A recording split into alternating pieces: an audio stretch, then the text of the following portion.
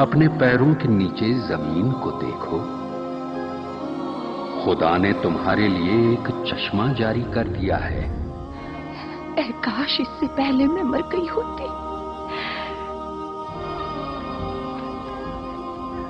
بسم اللہ الرحمن الرحیم۔ شروع اللہ کے نام سے جو بڑا مہربان نہایت رحم کرنے والا ہے۔ اللہ نے بی بی مریم کو پسندیدہ اور مومنہ بندی میں شمار کیا تھا، جیسا کہ سورہ آل عمران میں ارشاد ہوا ہے، اور جب فرشتے نے کہا اے مریم بے شک اللہ نے چن لیا ہے تمہیں اور خوب پاک کر دیا ہے اور پسند کیا ہے تمہیں سارے جہان کی عورتوں سے، اے مریم خلوص سے عبادت کرتی رہو اپنے رب کی اور سجدہ رکوع کرنے والوں کے ساتھ۔ بی بی مریم دن رات اللہ رب العزت کی عبادت اور عیادت میں مشغول رہتی تھی، یہاں تک کہ بنی اسرائیل میں مشہور ہو گیا کہ بی بی مریم نہایت ہی عبادت گزار، پاکیزہ اور متقی عورت ہیں، اور لوگ آپ کی بہت عزت و احترام کرنے لگے۔ پھر وہ وقت آیا جب جبرائیل علیہ السلام آپ کے پاس تشریف لائے۔ بی بی مریم ایک غیر مرد کو اپنے حجرے میں دیکھ کر پریشان ہو گئی۔ حضرت جبرائیل علیہ السلام آپ کے پاس ایک انسانی شکل میں تشریف لائے تھے۔ حضرت مریم آپ کو دیکھ کر بولی اگر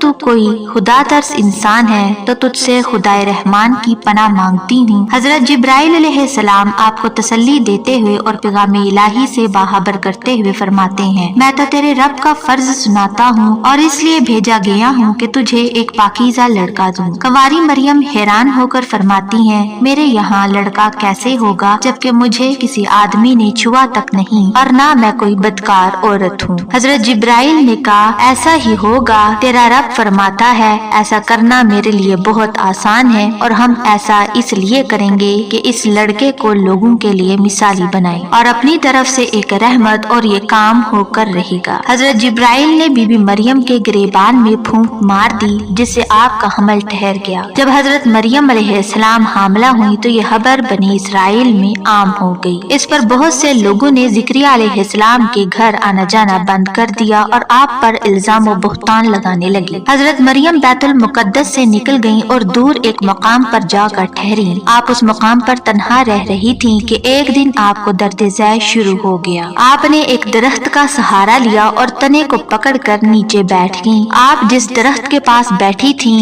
وہ ایک خشک درخت تھا۔ جب آپ اس درخت کو ہلاتی تھیں تو معجزے سے وہ درخت سرسبز ہو کر پھل دینے لگتا۔ آپ درد سے بے چین تھی، بدنامی کا خیال تھا، آخرکار گھبرا کر کہنے لگیں کہ کاش میں پہلے مر گئی ہوتی اور بھولی بسی ہو گئی ہوتی۔ اس مشکل وقت میں اللہ نے حضرت مریم کے قدموں کے قریب ایک نہر جاری کر دی اور ندا آئی کہ پانی پیو اور کھجور کھاؤ تاکہ جسم کو تقویت پہنچے، پھر اپنی اولاد کو دیکھ کر آنکھوں کو ٹھنڈک پہنچاؤ۔ اسی حالت میں حضرت عیسیٰ علیہ السلام کی پیدائش ہوئی۔ آپ اپنے بیٹے کو لے کر قوم کے پاس آئیں۔ قوم کے لوگ آپ کی گود میں بچہ دیکھ کر غضبناک ہو گئے اور الزام لگانا شروع کر دیا۔ ہر طرف سے لوگ تانا دے رہے تھے، حالات زر تنگ ہو گئی۔ تب مریم علیہ السلام نے بچے کی طرف اشارہ کرتے ہوئے کہا کہ اس بچے سے بات کر لو، تمہیں تمہارے سارے سوالوں کے جواب مل جائیں گے۔ سرکش لوگوں نے کہا بھلا یہ دودھ پیتا بچہ ہمارے سوالوں کا جواب کیسے دے گا؟